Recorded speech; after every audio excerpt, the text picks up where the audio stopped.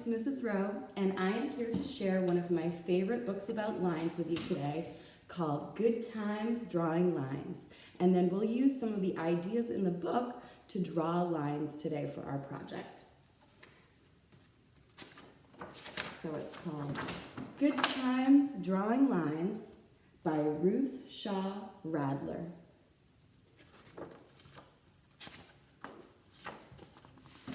Look at this line. When it wiggles down, it's a worm going down, down into the ground. When it jiggles, it's mountains going up, up to the sky. See those zigzag lines we learned about? This line could be a house or a mouse. Caps and hats or kittens and cats. Lines can make designs. That's a fun pattern line. Faces or vases. Now these look more organic, curvy, where these lines were definitely geometric, straight lines. Lay a string on a piece of paper, change it until you like it, and then follow the string with a pencil. So that's a great way to come up with your own unique line, and then you could even turn that into something you think it looks like, almost like that beautiful Oops project we did earlier. Add something here, add something there. You can do it over and over again. This time, try straight lines. Some long, some short, some can be thin, and some can be fat.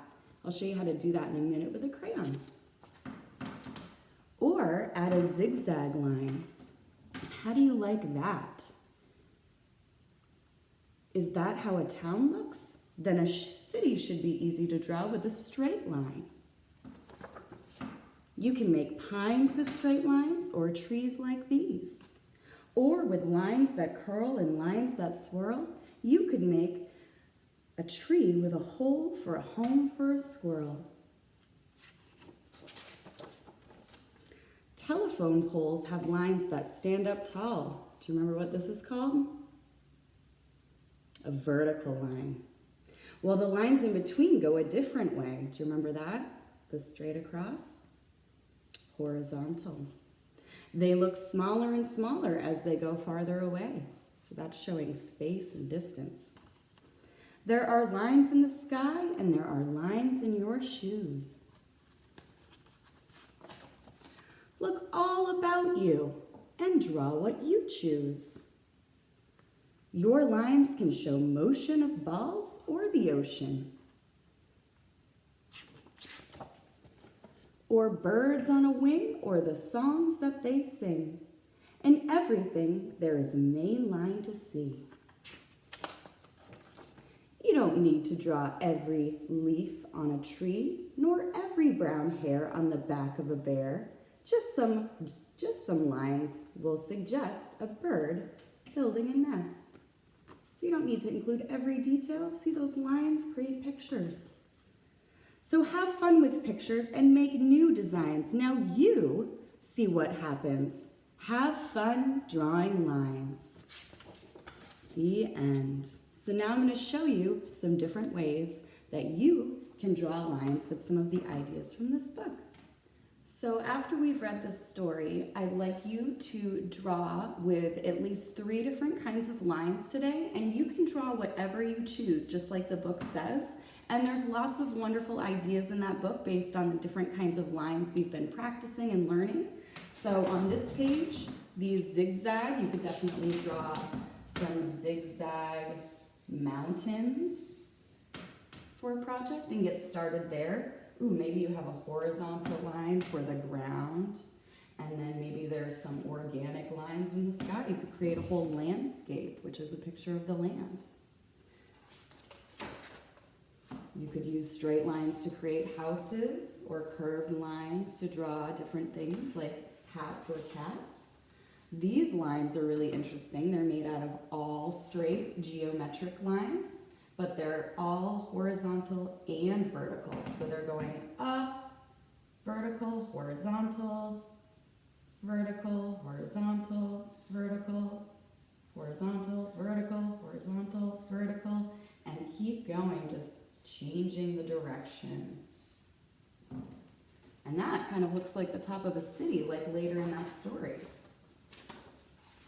This one is a great exercise to do if you don't know where to start. Remember that part where we took a piece of string? So you could take anything. This is just a piece of yarn that I cut. You can get a piece of paper. And you only need a pencil to do this project, but you can use any materials you have at home. So you would just take that piece of string, you'd lay it, just kind of drop it on a piece of paper. You can move it around like it says to be in a shape that you like.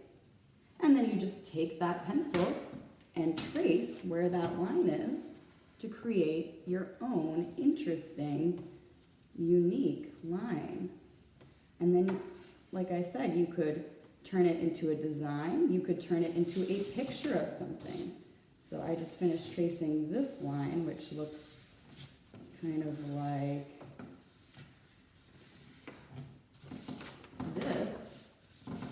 It's hard to see on the paper, but that might be a great way to start a drawing if you didn't know what to draw. Remember, our drawings don't have to always look like things from real life. They could be abstract. You could use more zigzag lines to draw the tops of houses or a town. Or this one said, city with straight lines. And if you've ever read Harold and the Purple Crayon, you know that picture where he gets lost in the city and there's lots of rectangles with many, many, many windows and many, many, many buildings. You can make those all out of vertical lines and little horizontal lines. I'll show you a quick trick to draw a building that looks 3D. You can draw a rectangle. You can draw a little diagonal. Remember that dab diagonal line going up the hill? Right here. Another little diagonal line pointing in the same direction. You can draw another horizontal line connecting those two. And then a straight vertical line going down. One more diagonal line right here. And there is a 3D rectangle, which looks like a building, or it could be anything that's 3D and rectangle. You could draw trees using many different kinds of lines. One kind of pine tree I like to draw that I didn't see was sort of starting at the top and going straight down in one direction and the other. And it can look like a quick little pine tree. You may draw a little rectangle at the bottom to make a pine tree. Or you could make a tree in the fall that just lost all its leaves by drawing, I like to draw little Ys to show branches.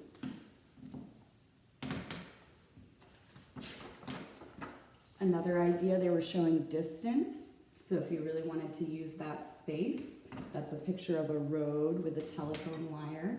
So that would be drawing a straight, tall, vertical line, and then a little vertical line farther away, and then connecting those with some diagonal or horizontal lines to make it look like it goes far away into the distance. You can draw the road like that too, by connecting those lines and then drawing sort of a triangle coming out. And then if you draw the little dots on the road, you can tell what it looks like.